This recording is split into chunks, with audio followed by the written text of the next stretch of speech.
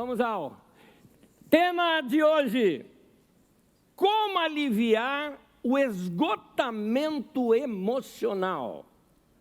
Antes de entrar no tema, eu vou ao texto bíblico que eu quero fazer uma leitura, e eu vou ler um fato acontecido no ministério de Jesus, no Evangelho de João, e como o Evangelho de Marcos narra também o mesmo fato, eu vou pegar apenas um trecho do Evangelho de Marcos que não aparece no Evangelho de João para completar a ideia.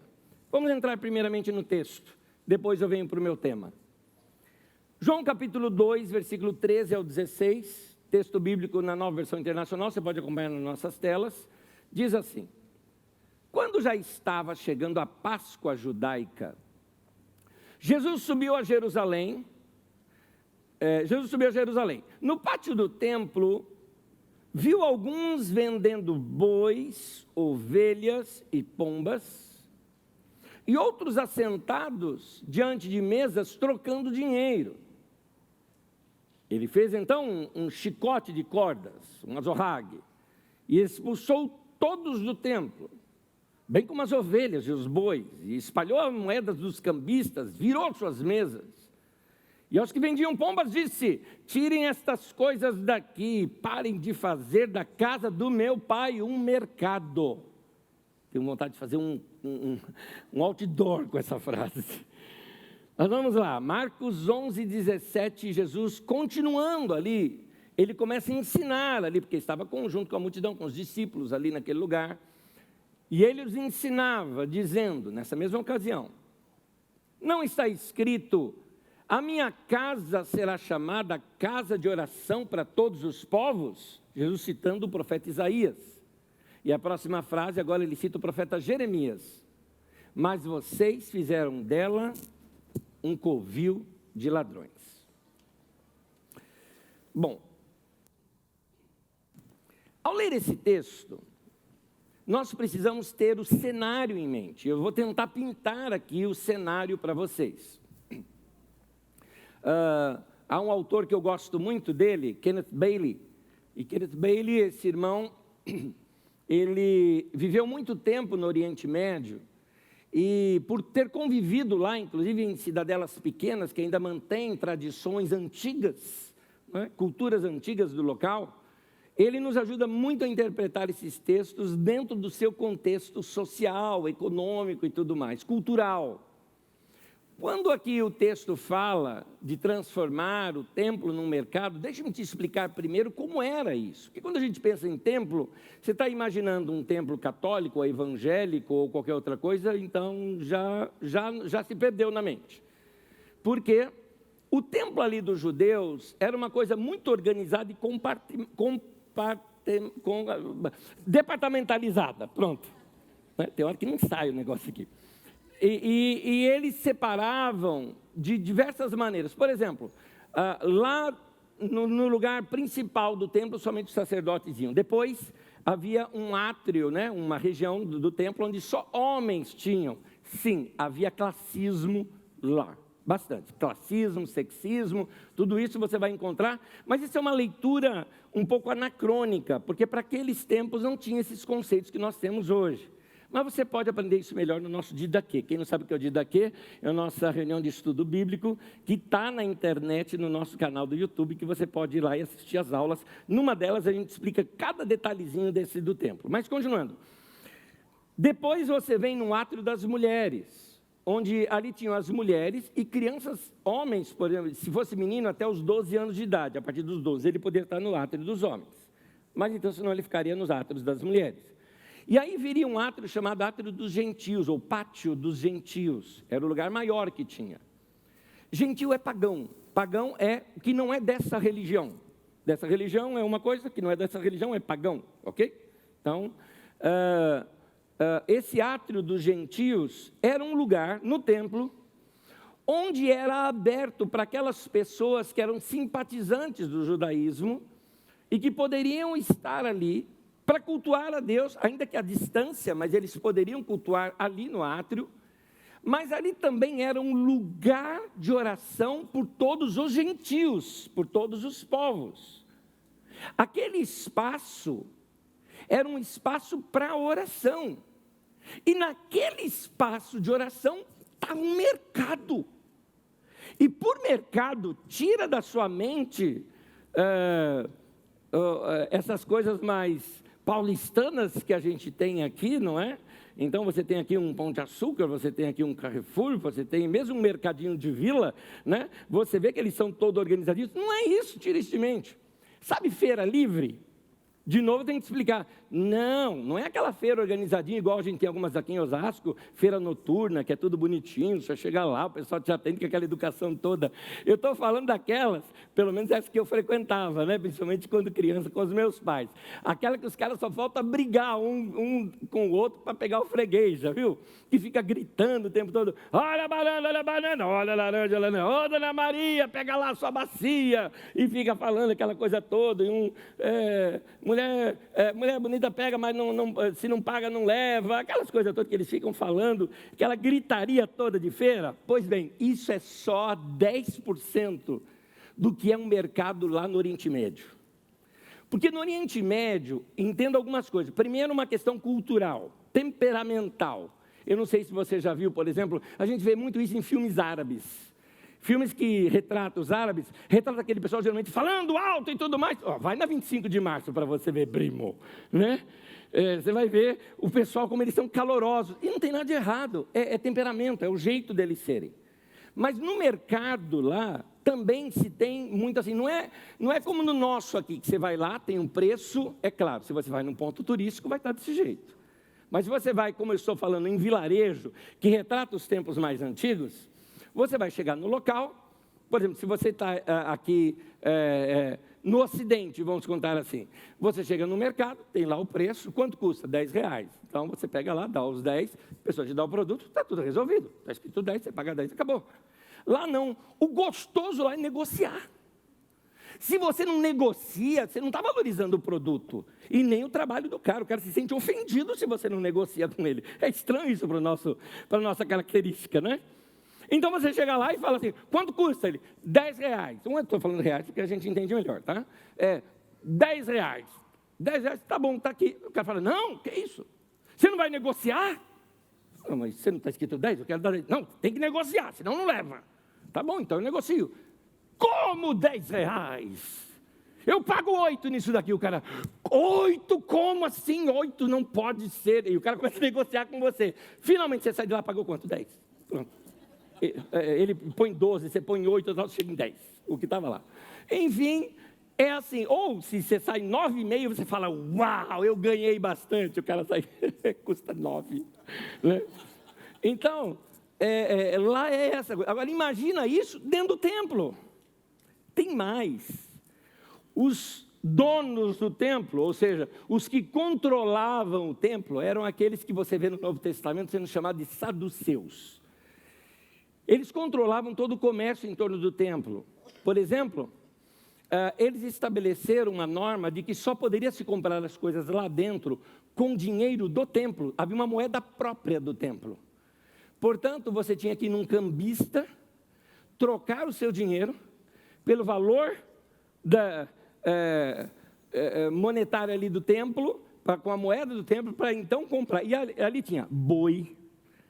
Então, você está falando de boi, de vaca, de carneiro, de cordeiro, de ovelha, de pomba. Você viu pomba como é barulhenta? A gente que acha que pomba é bonitinho, né? Mas, gente, você fala que é bonitinho porque você nunca teve pomba morando em cima ali do telhado da tua casa. Quem já teve sabe o que eu estou falando. Eu não tive na minha, mas eu tive na do vizinho e fazia barulho. E tem mais, pomba não só é barulhenta, como é suja. É só a gente que acha bonito. Porque assim, queira ou não, é uma característica de Osasco. Tem duas coisas que assim, é a característica de Osasco. Pomba e cachorro quente. Pronto. Né?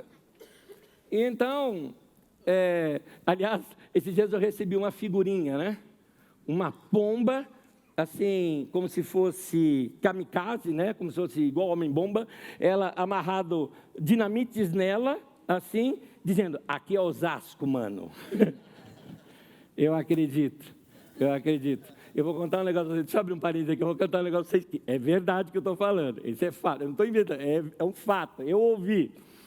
Eu ouvi de um menino, de uma escola determinada, que eu não vou falar aqui, de uma determinada escola aqui de Osasco, em que tinha muita pomba ali por perto, e eles, de propósito, jogaram comidinha, na época de eleição, jogaram comidinha para as pombas, bastante comidinha. Jogaram ali durante a semana, jogaram quando ia começar o negócio de eleição, jogaram comidinha com alguma coisa que dava diarreia nas pombas. Agora, você imagina passar debaixo daqueles fios, aquele monte de pomba ali, meu Deus do céu, você sentia numa guerra ali com aquele negócio, né? Mas tudo bem, voltando aqui ao nosso assunto. Imagina então a sujeira, lá no templo, gente, lugar que deveria ser de oração, a sujeira, o barulho, a gritaria, o interesse, que o interesse era dinheiro. Agora, dá para entender por que Jesus revirou mesa, expulsou todo mundo? Foi o momento nordestino de Jesus. Esse eu gostei demais. Mas veja bem, então, dentro desse ambiente, Jesus fala, não está escrito que aqui seria casa de oração para todos os povos? Mas olha o que ele diz, mas vocês a tornarem covil de ladrões. É o que Jesus fala. Muito bem, pegamos a cena. Eu poderia ampliar um pouco mais? Fui rápido. Uau! Uau!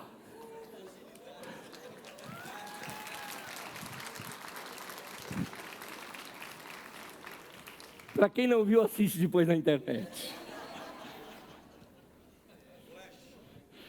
Muito bem.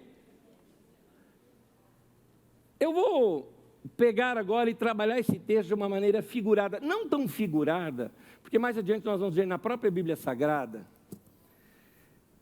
que no Novo Testamento, a ideia de templo não é mais um lugar. A ideia de templo é a igreja. E a igreja não o lugar que chamamos de igreja, mas as pessoas. Portanto, esse texto está falando de você. Dentro desse templo que é você, está cheio de cambista.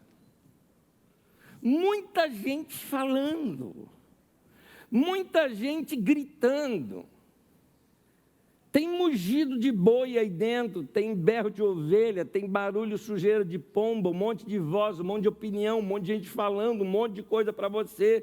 E eu vou dizer uma coisinha, se tua cabeça está cheia de informação, de notícia, de briga, seja de política, seja do que for, ao invés da sua vida ser um lugar reverente como é um templo, ao invés da sua vida ser, nós vamos ver essa outra imagem que a Bíblia nos dá também, um jardim gostoso e tranquilo, nossa vida virou uma feira livre.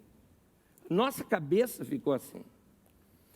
Mas da mesma maneira como Jesus entrou no templo, Ele hoje está aqui nesse templo, não esse templo físico, esse templo aí chamado você, esse templo chamado eu, com a sua palavra, trazendo algo para fazer uma limpa na nossa mente e no nosso coração, porque a nossa vida, nossa mente, nosso corpo,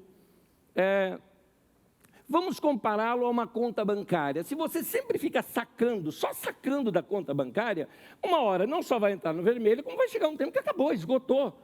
Você quebrou, como se diz por aí, financeiramente falando. Da mesma maneira, se você só saca das suas emoções, se você só se desgasta, você só doa para outros, você só ajuda a pessoa, você se desgasta com o trabalho, se desgasta com filhos, se desgasta com as suas próprias finanças, se desgasta quando você liga a televisão e fala, eu não acredito que esses camaradas estão fazendo isso, não é? Se desgasta com tantas coisas que a gente está fazendo, a gente só está sacando o tempo todo. O que vai acontecer? O mesmo que eu disse da conta bancária. Tem hora que você não tem mais energia. Tem hora que a coisa para dentro de você. Nós precisamos dar para a nossa mente e para o nosso corpo também depósitos, não só saque, mas depósitos que eles precisam, porque sacar a gente vai ter que sacar. Tem determinados momentos que você tem que sacar. Você tem que ir para o trabalho, daqui a pouco você pega aquele trânsito, você tem que sacar paciência. lá de dentro. Mas nós precisamos fazer depósitos.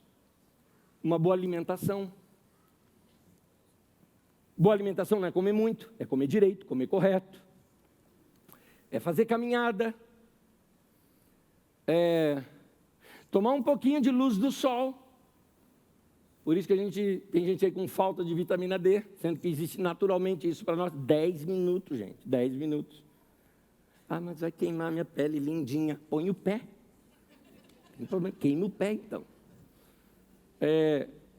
Fazer boas leituras para preencher, responder perguntas que você tem, tranquilizar a mente, viajar na mente de um autor, em um livro. Eu estava remontando aqui o meu escritório aqui na Carisma e vendo a quantidade de livros que eu tenho. Eu peguei uma coletânea de um autor que eu achei engraçado uma vez, gente. Uma vez eu estava nessa região aqui da Carisma, apresentando, eu vi umas pessoas diferentes, estava conversando, né? E logo aqui eles falaram, pois, e tal. Eu falei, isso é carioca. Eu falei, você é do Rio? Sou do Rio, tal, que lugar tal. Eu falei, puxa, vocês conhecem um bairro lá que é assim, assim, assim? Claro, eu moro ali pertinho, tal. Pertinho não, pertinho, né? O meu irmão carioca ali. Então, ali pertinho e tudo mais, eu moro. Eu comecei a descrever, né? Eu falei, puxa, que legal, ele tem aquelas janelinhas bonitinhas que parecem francesas, aquela praça, tudo. Puxa, legal, você já teve lá? Eu falei, não, nunca fui. E como é que você conhece desse jeito? Eu falei, livro. Tem livros que a gente lê que nos leva para alguns lugares, sem a gente nunca ter ido, não é?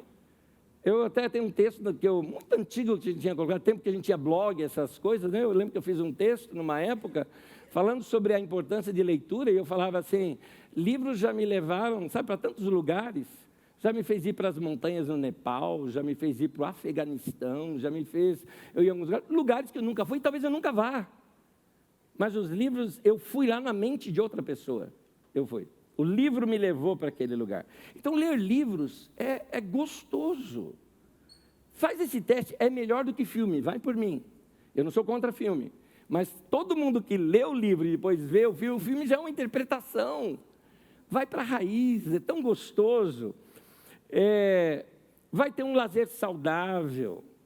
Vai tomar bastante líquido. Tudo isso, uma boa noite de sono, tudo isso vai te trazer uma vida saudável. Mas você precisa lembrar de uma coisa muito importante aqui, que eu vou colocar já. Tem mais um item aqui. Só que para falar esse item eu preciso explicar algo. Na Bíblia tem um livro, que é o livro dos princípios. Gênesis, chama-se Bereshit, princípio. E ali não é ciência. Você erra quando você tenta encontrar em Gênesis ciência, livro. Tem uma mensagem nossa, se você tiver dúvida sobre isso, parêntese, você procura aí no nosso canal do YouTube, você procura lá, fé e ciência. Gênesis, fé ou ciência, ou fé versus ciência, uma coisa assim, tá? Pode procurar lá. E você vai ver que Gênesis não é ciência, Gênesis é revelação. É diferente. Elas não são contrapostas, elas são justapostas. Ciência é uma bênção, mas a revelação também. E como 2 trilhos de trem nunca vão se juntar. São 2 coisas separadas. E tão boas quanto, porque tanto uma quanto a outra foi criada por Deus. A ciência está descobrindo como o universo foi formado, como o homem chegou, como nós estamos aqui, como o homem se expandiu na Terra.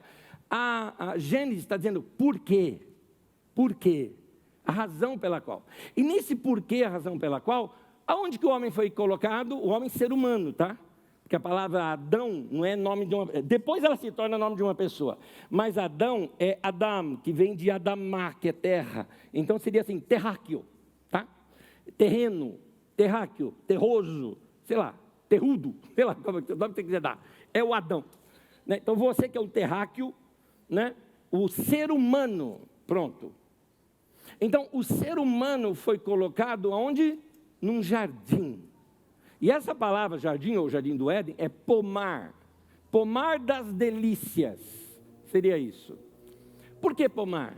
Fruta, cheiro, cor, terra. O que o homem tinha que fazer? Plantar, colher. Ele ia mexer com água, ele ia mexer com terra. Não é à toa que uma pesquisa recente, por exemplo, colocou que 2 profissões que têm menos problema de estresse são o quê? O carpinteiro e o jardineiro. Então, por quê? Porque ele vai mexer ali com coisas do dia a dia. Porque o homem, o ser humano, quando eu falo homem, não sei de ser humano, o ser humano foi criado para mexer com essas coisas, mas a gente não mexe mais. Talvez hoje você ainda nem pisou no chão. E se pisou no chão, era num taco, no assoalho, né, em alguma coisa da sua casa, num tapete. A gente não pisou na terra hoje. Então nós estamos perdendo essa conexão. Nós não fomos criados para isso. Agora, aonde eu quero voltar? Lá naquilo que eu vinha falando, que está faltando um item. O outro item que está faltando é comunhão com Deus. E em Gênesis mostrava que Deus vinha ter comunhão com o homem no cair da tarde. O que acontece no cair da tarde? Pôr do sol. Alguns de vocês, olha, há mais de uma semana, se não é mais do que isso, hein? Que eu acho que alguns de vocês é mais do que isso, que não vê um pôr do sol. E um pôr do sol bem visto, não é aquele que você está dirigindo e fala, olha que legal. Não, não é esse, não. Estou falando de contemplação. Para mim, aquilo só por si já é uma oração. E é tão bonito, olha só, olha como é poético isso. Deus fez algo tão lindo, tão bonito, que Ele mesmo vinha para cá para ver com Adão o pôr do sol. Então, o que esse texto nos ensina? Tirando agora da poesia e indo para a prática, te ensina que além de dormir bem, comer bem, se exercitar, tudo mais, você precisa de um tempo de comunhão com Deus. Onde é o seu Éden? O seu lugar tranquilo? O seu lugar de paz? Onde é esse lugar para você? Nós temos que criar isso dentro da nossa casa, gente, senão nós vamos enlouquecer, gente. Vai cuidar de você. Graças a Deus, desde a minha infância eu pratico isso.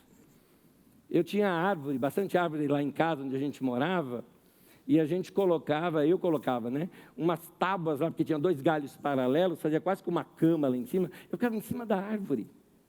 Eu ficava tão em cima da árvore que meu cunhado me pôs um apelido uma vez, Chita.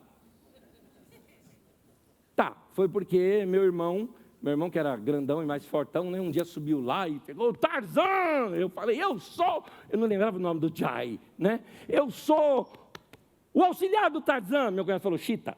Pronto, ficou Chita para mim. Mas tudo bem. Mas eu vivia lá em cima da árvore. Ou ficava às vezes em cima do telhado. Só para você ter uma ideia, longe de todo mundo.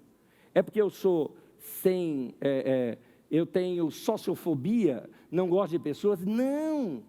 Nada disso, amo pessoas, amo gente demais. Mas eu precisava de um tempo sozinho. Isso, ó, infância, adolescência, juventude, e até hoje pratico isso. Eu recomendo isso para você. Quando eu tive alguns dias muito agitados, eu me lembro que cheguei para alguém e disse o seguinte, estou com saudade de mim. Eu preciso desse tempo. Senão, é como uma panela de pressão que você não puxa o pininho. Você precisa de tempo em tempo daquela aliviada. Nesses dias que nós estamos vivendo, existe algo muito forte, um cansaço, um esgotamento emocional. Porque é tanta briga, como se não bastasse o nosso estilo de vida ser já um estilo de vida desgastado. Ao nosso redor, vamos ser sinceros, gente, eu não lembro de ter visto tanta intolerância e briga como eu tenho visto nesses últimos 5 anos ou 10 anos, vamos colocar aqui, porque não é uma coisa recente agora, ela só está crescendo. Só que ela está crescendo e está chegando num nível já insuportável. Estou falando correto, ou mesmo para vocês? Vocês também concordam comigo isso? Não está ficando insuportável? Essa divisão toda, gente chata, parece que se multiplicaram os chatos na terra, não é? Mentira! No meu tempo, desculpa que eu estou sendo irônico, no meu tempo, mentira era pecado. Hoje, mentira se fala na igreja. Então, é tanta decepção. Gente que se admirava e depois você ouve a pessoa fazendo umas coisas e fala, meu Deus, que decepção. E quando a gente vai vendo tudo isso, vamos ficando assim, desmotivados, desanimados e perdendo amigos, como se não bastasse, acabamos de sair de um momento de profunda tensão, que é o momento da pandemia. Eu sei que a gente se esquece rápido das coisas, mas você consegue se lembrar de alguns períodos da pandemia? Quando começou a pandemia, que começaram com aquela história, olha, tem que parar tudo mais, tanto que a Carisma parou antes do tempo. Até eu falei, gente, vamos parar que o negócio está feio. E alguém falou, puxa, difícil, hein, ficar sem culto, né? Não sei se eu ganho, não, quantos, sei lá, uns domingos aí. Eu falei, uns domingos? Aí eu falei, gente, ó, no mínimo 2 meses. Aí o pessoal, como assim 2 meses? Eu falei, eu estava tão errado, foi 2 anos. Aí a gente não sabe o que fazer, aí a gente inventa coisa, começa a ficar em casa, e a gente tentou fazer do ficar em casa algo bonito, já percebeu? Eu estou fazendo home office. Até que a criança estava na tua cacunda aqui, pai, mãe, aquela coisa toda, tal, e você ali fica, gato, moleque, tal, na live, né? Horrível. Aí a gente tentava resolver, quem morava em condomínio ia cantar na varanda, né? Bonito, né? Bonito. 1 vez foi legal, 2 vezes foi legal, 3 vezes foi legal, 4ª vez alguém está cantando, você cala a boca! Você não aguentava mais.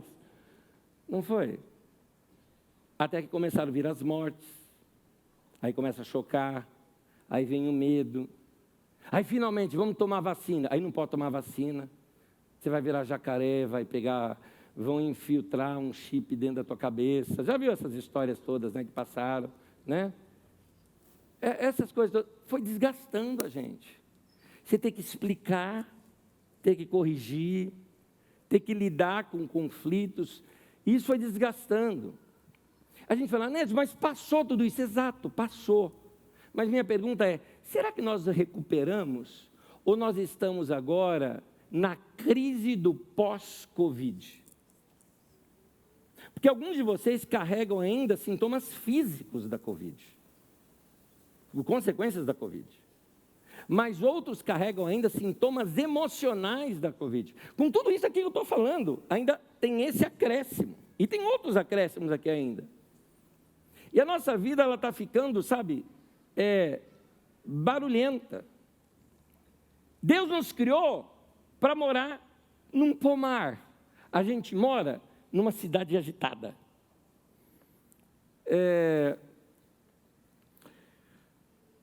Se nós permitirmos, ou seja, deixarmos de praticar alguns princípios, nós vamos acabar vivendo uma vida cheia de preocupação, uma vida agitada, longe desse projeto tranquilo que é o projeto original de Deus para nós. Notícia, tragédia o tempo todo. Aliás, como se não bastasse, olha só.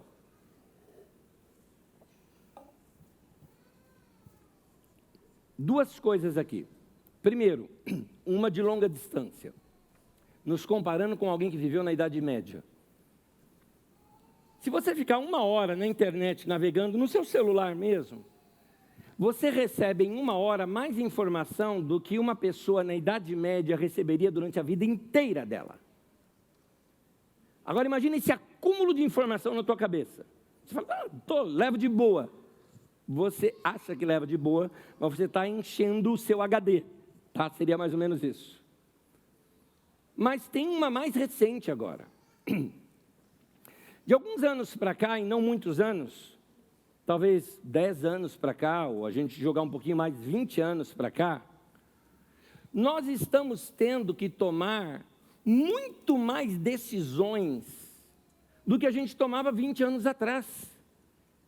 Vou dar um exemplozinho só para você.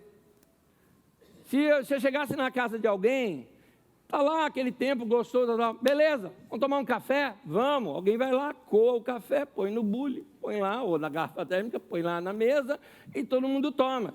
Beleza. 20 anos atrás. Hoje é assim, você quer um café? Quero. Você gosta forte, fraco ou médio? Eu gosto, sei lá, médio para forte, tá bom. Você gosta mais intenso ou mais suave? O sabor do café, mais intenso, né? Bom, de 1 a 10, o que você prefere? 6 ou 7, legal. Você prefere um café da Guatemala? Você prefere um café da Nigéria? Você quer um café ou quer um café brasileiro? Não, eu quero um café brasileiro. Brasileiro, você prefere mogiano, serrano? Daqui a pouco você fala o seguinte: me dá um copo d'água. Aí a pessoa fala, com gás ou sem gás? Então, gente tem que decidir tanta coisa hoje em dia. Eu fiz aqui na base da brincadeira, mas não é verdade. Vai pedir uma pizza hoje. Você já vai ver o tanto de opção que tem. Vai num restaurante que você não conhece bem o cardápio. Aliás, esses dias eu fui no restaurante, eu não conhecia bem o cardápio, eu tenho que chamar o garçom e falar, escuta, o que é isso aqui? E o que é isso aqui? Por que está em francês, não está em português, né? Então,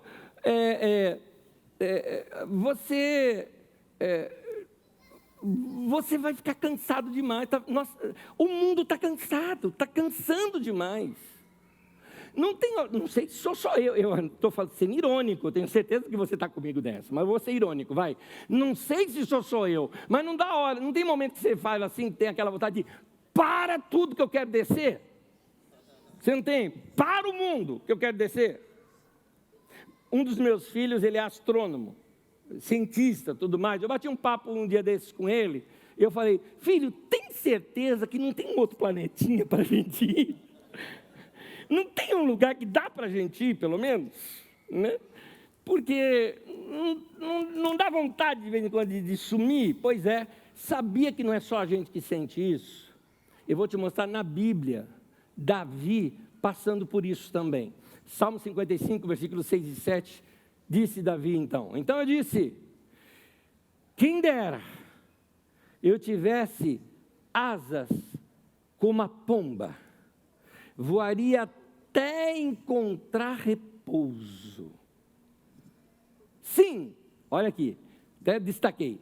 Eu fugiria para bem longe, e no deserto eu teria o meu abrigo.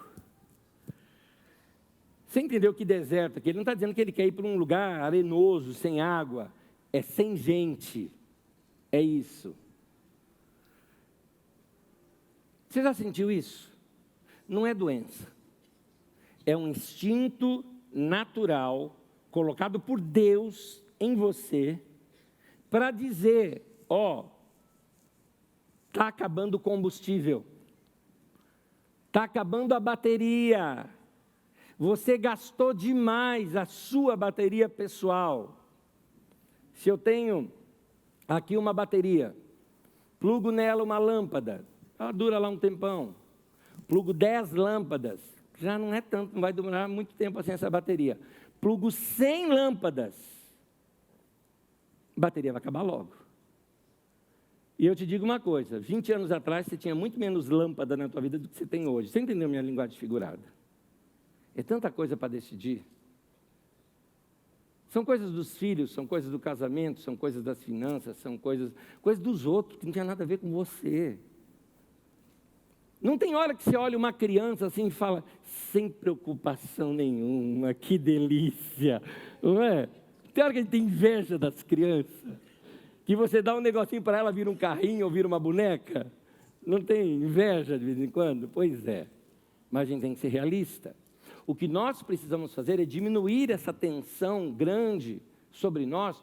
Por quê? Porque nós não fomos feitos para isso. Se nós nos sobrecarregarmos com muita coisa, com muita informação, com muita chateação, com muita revolta, nossa bateria não aguenta. Uma senhora da nossa comunidade, hoje mesmo, me disse o seguinte, falou, olha, nessa semana, reta final de eleição, não vou ver nem televisão, nem Facebook. Pronto, já sei quem eu vou votar, acabou. Não quero ver nada. Ela falou, não aguento mais. Não aguento mais.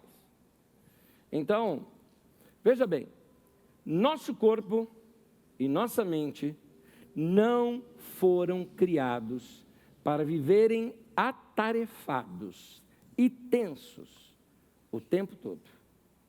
Não foi feito para isso. Você não foi criado para isso que você está vivendo, do jeito que você está vivendo.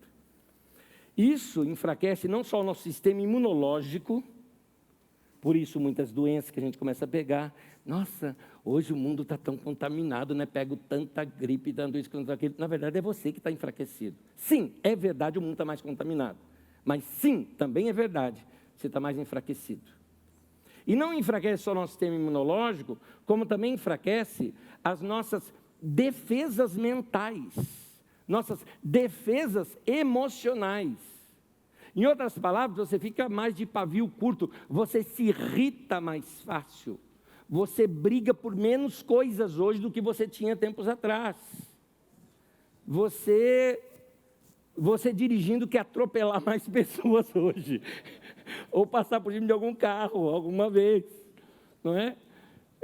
Você vai se irritar quando você está ouvindo aquela coisa tranquila dentro do seu carro, e o cara no carro vizinho põe um som tão alto que atrapalha o seu, que você não ouviu, que você estava querendo ouvir.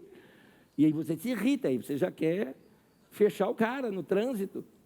Então, o problema dessa irritação rápida é que a gente desconta isso em quem estiver por perto. O caso é que a maioria das pessoas que estão mais perto da gente, ou mais tempo perto da gente, são exatamente as pessoas que a gente mais ama, que a gente mais se relaciona.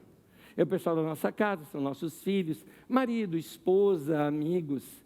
E daqui a pouco você começa, sabe fazer o quê? Quebrar relacionamentos. Você discutiu política com... Eu vou falar política de novo, porque estamos na semana de eleição, então eu posso falar isso.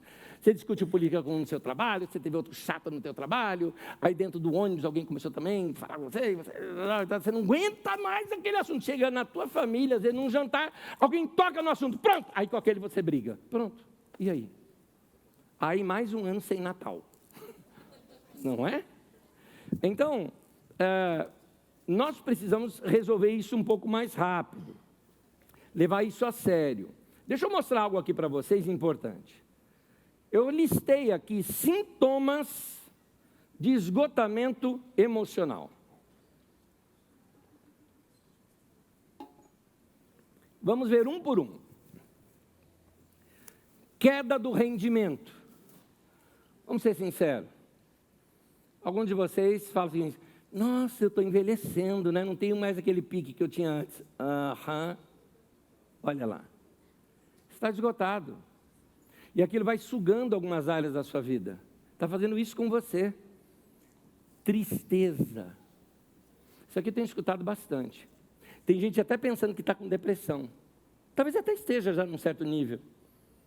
Uma tristeza inexplicável. E às vezes, não é que ela é contínua. Tem determinados momentos, talvez. Nossa, bateu aquela tristeza, aquela coisa. E você quer achar uma razão para a tristeza. E às vezes é só química no seu corpo. Conflito químico dentro de você. Negatividade. A negatividade tem um pouco a ver com o desânimo.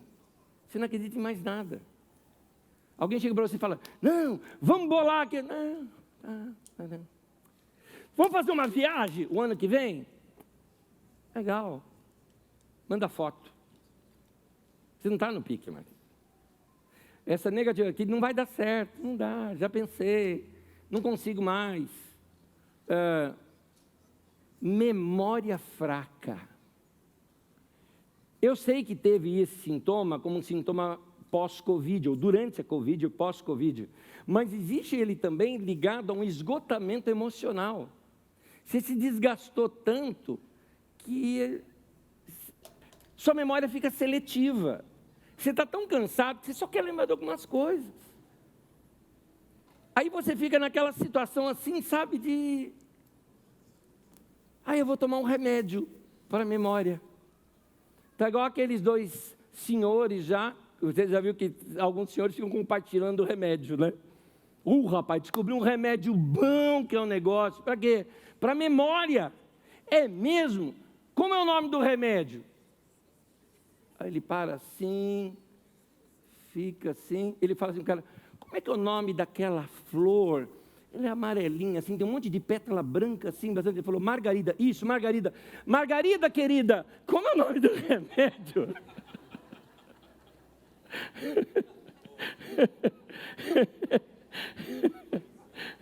Gente, o problema da falta de memória é um problema sério. Problema sério. É o quê? Deixa eu voltar aqui. Deixa eu ver aqui. Insônia. Gente perdendo o sono de noite e acha que é preocupação. Na verdade, é mente cansada.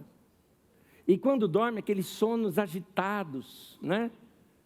Por quê? Por que você tem pesadelo? Porque o teu corpo tem que reagir de alguma forma, te fazer uma descarga emocional e elétrica no teu corpo, por isso ele produz esses sonhos. Aí você fica depois, acorda, sai diabo. O diabo falou, o que tem a ver? Fiz nada, não fiz nada. Falta de motivação, já comentei isso quando falei da negatividade. E imunidade baixa. Como nós vimos aqui, nós precisamos, gente, de um tempo para nos recarregar emocionalmente. Nós precisamos ter um tempo para a gente ficar a sós. Um tempo de quietude vai fazer bem para você. A vida está muito barulhenta. Não tem nenhum parque perto da tua casa que você pode pelo menos dar um passeio lá? Não tem alguma coisa que você possa fazer que fique mais quieto, tempo sozinho? Sabe, o seu Éden, o seu bosque, o seu pomar, você precisa cuidar e cultivar esse jardim que você tem dentro de você. Tem uma frase que eu vou citar aqui agora, ela não é minha, eu li de alguém, só que eu esqueci de anotar de quem. Eu guardo essa palavra, essa frase comigo já há alguns anos. Eu até acho que seja de Rick Warren, mas eu não tenho certeza. Pelo estilo de frase eu acho que é dele, mas eu não tenho certeza. Então eu não tenho como dar crédito. Então ela virou minha, tá? Mas não é minha. Está aqui. É melhor mudarmos o nosso estilo de vida enquanto ainda temos vida para mudar. Porque, meu querido, se você ficar adiando muito essas mudanças que você precisa fazer, daqui a um tempo vai chegar um anjo para você e vai falar, não precisa mudar mais, bem-vindo ao céu. Desculpa falar de modo humorístico, uma situação trágica. Mas sua vida é um templo e você precisa cuidar desse templo, dessa casa que pertence a Deus. É o lugar onde Deus mora. Mas se você ficar muito agitado, se você é do tipo de pessoa que fica recebendo muita informação, tem muitas pessoas que confundem informação com conhecimento. Conhecimento é você fazer um estudo, estudar um livro, e o conhecimento amadurecido gera sabedoria. Mas a gente confunde isso com ver internet. E ver internet você só pega informação. Informação não é conhecimento. Informação vem, vai, daqui a pouco você está com aquele monte de informação na tua cabeça que não adianta nada. Você está preocupado com quem você viu, parece uma coisa assim, uma situação muito importante, né? Você viu o que está na internet, aí você fala, pronto, outro vírus, alguma coisa. Então, fulano de tal separou do marido. Aí você pergunta, quem? Aquela cantora. Você fala, mas eu nem conheço. Como você não conhece? Gente, e aí? Enfim, para que tanta informação assim? A gente realmente precisa de tudo isso?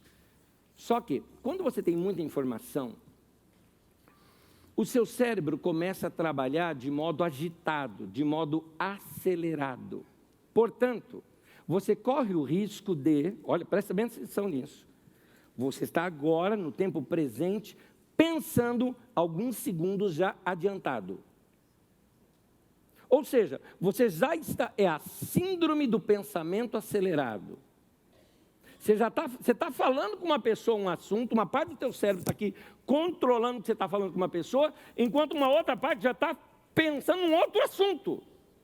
Aí você mistura tema, você troca nome de pessoas, você fala coisa com uma pessoa que tinha a ver com outra. E aí, meu querido, isso chama-se desgaste. Quem aqui já teve Fusca? Fusca, quem teve lá o Fuscão? Muito bem. Você lembra do negócio que se fazia no Fusca de acelerar o motor?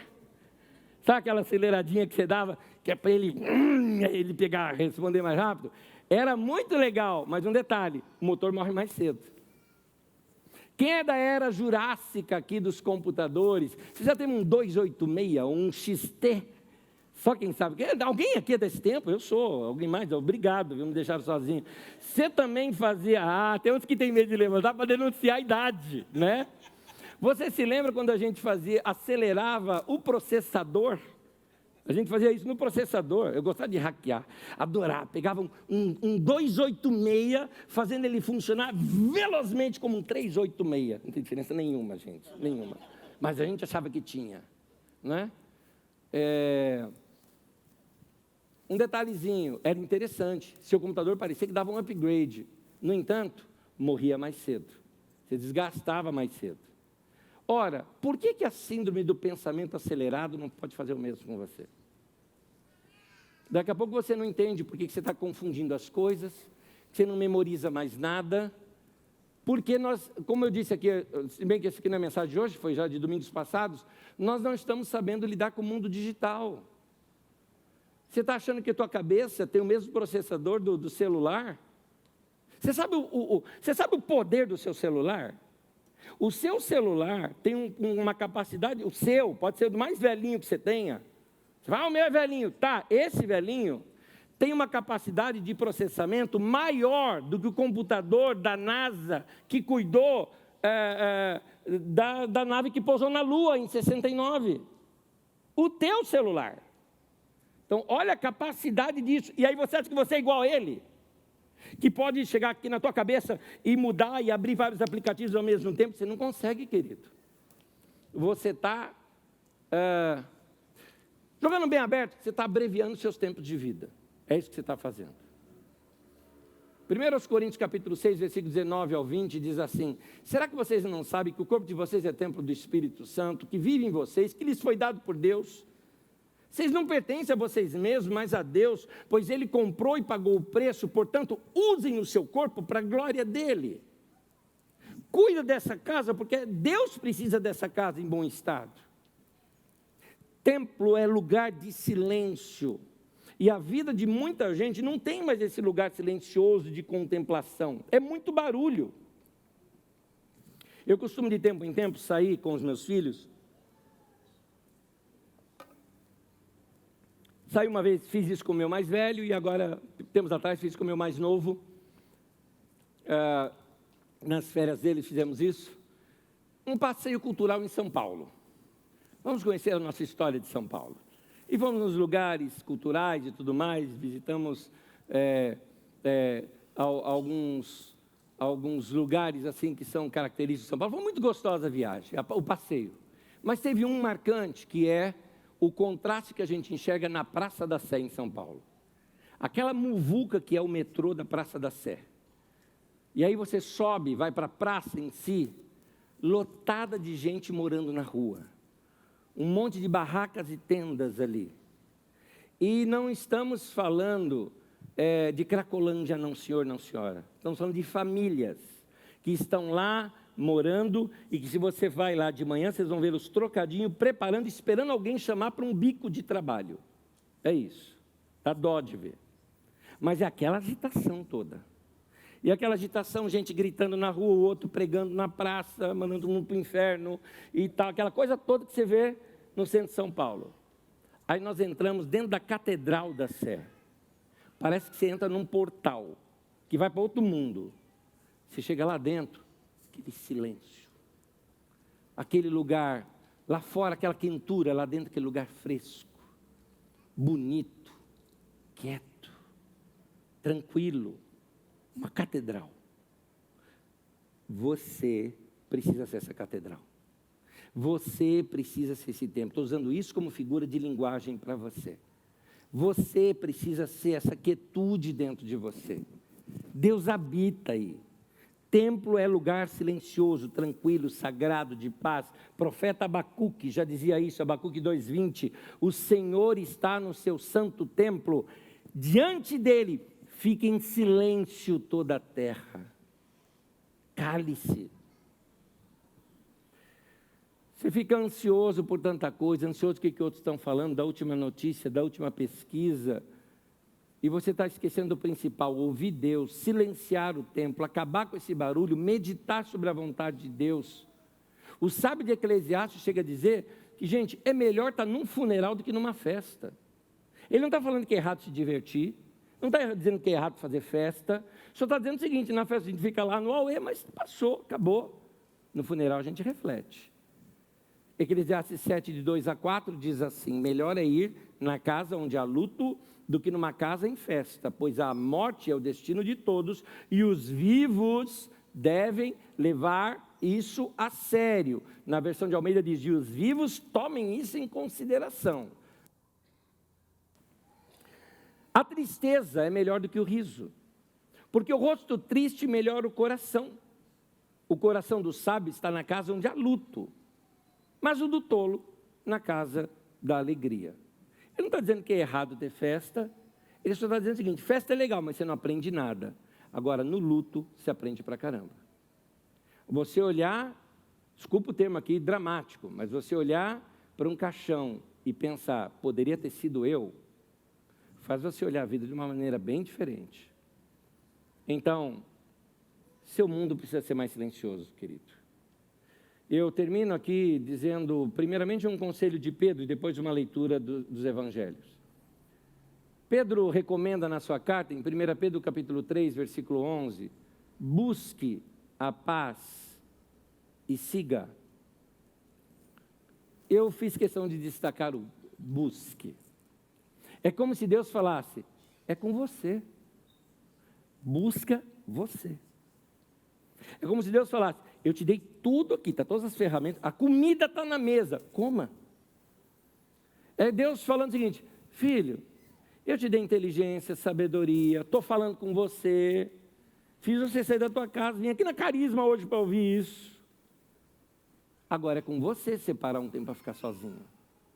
Deus não vai forçar isso em você.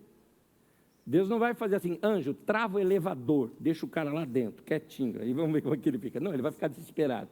Não, Deus não vai fazer isso. Ele está dizendo para você: busca a paz. Em outras palavras, colocando dentro do nosso contexto aqui, busca o seu Éden, busca o seu jardim, busca o seu lugar tranquilo, busca o seu momento de paz, ou onde você vai se referir. O que você vai fazer isso? Talvez até hoje já, ou quem sabe nessa semana. Um momento para você, um momento de tranquilidade. Você precisa desse tempo. Eu quero terminar lendo um último texto, vou pedir para você acompanhar em pé comigo, por favor. Esse texto que aparece nos evangelhos é Jesus falando com seus discípulos que estavam no meio de tanta agitação. E diz aqui o texto, Marcos 6,31. Havia muita gente indo e vindo. Gente, tem muita gente indo e vindo na tua vida. E Jesus chega assim para os discípulos e fala, né? Tem muita gente indo e vindo ao ponto deles não terem tempo para comer. Jesus lhes disse: venham comigo para um lugar deserto. Novamente o deserto aqui não está falando de areia, está falando de lugar sem gente, tranquilo. Venham comigo para um lugar deserto e descansem um pouco. É o que o texto está dizendo.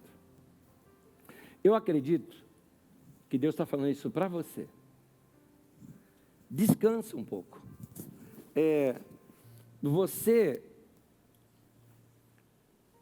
Você não é uma feira livre aberta 24 horas por dia.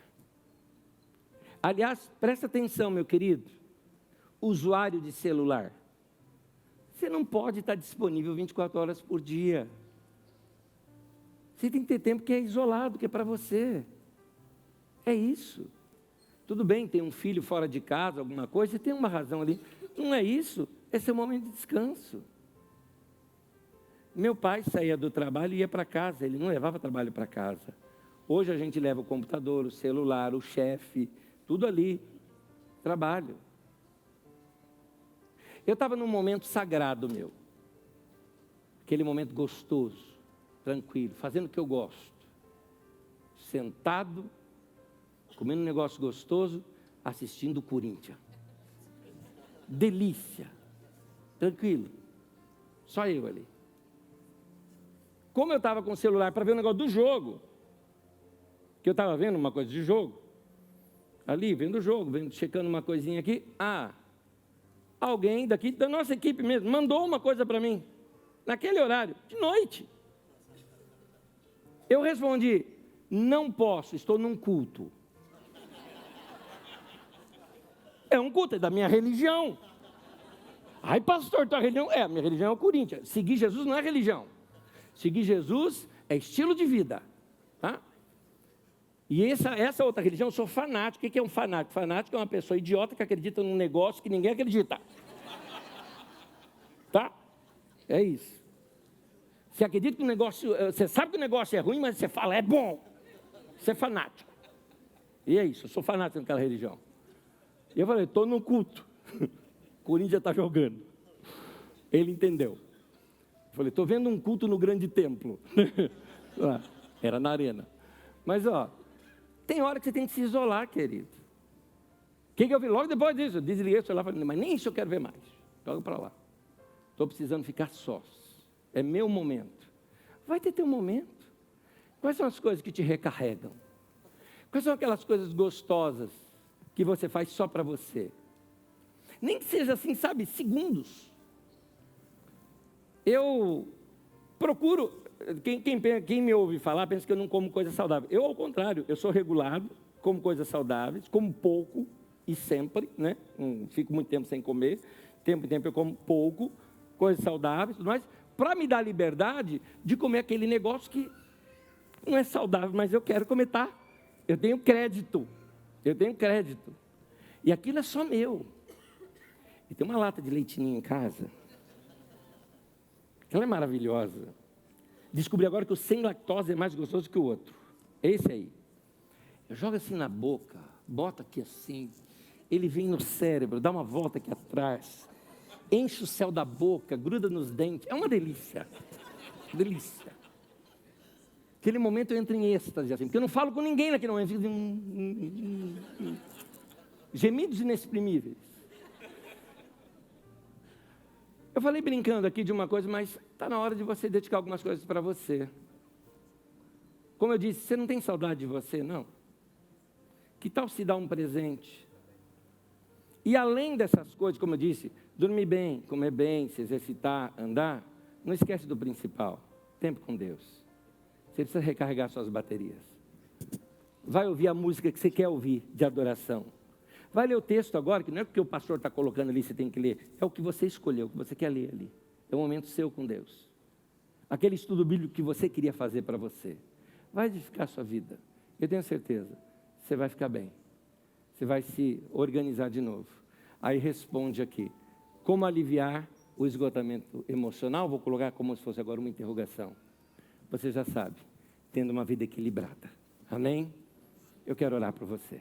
Vamos orar. Senhor, eu oro para que o Senhor nos dê não somente a inteligência, mas o Senhor nos dê também a capacidade de poder tomar as decisões corretas, de dizer não para algumas coisas e sim para outras.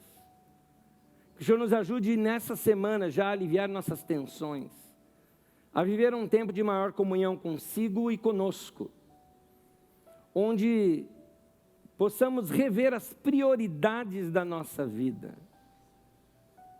Se assim como a experiência de Ezequiel, que tinha apenas mais 15 anos de vida, se nós soubéssemos que temos tão pouco tempo de vida, o que faríamos ou deixaríamos de fazer? Senhor, traga para nossa mente esse equilíbrio de saber, como disse no texto aqui que nós lemos, que o coração do sábio está na casa onde há luto, porque ali ele vê o fim de todos os homens e isso ele o toma em consideração, que possamos considerar esses caminhos da vida, vida curta, e otimizarmos melhor a nossa vida e vivermos melhor a vida que o Senhor nos deu.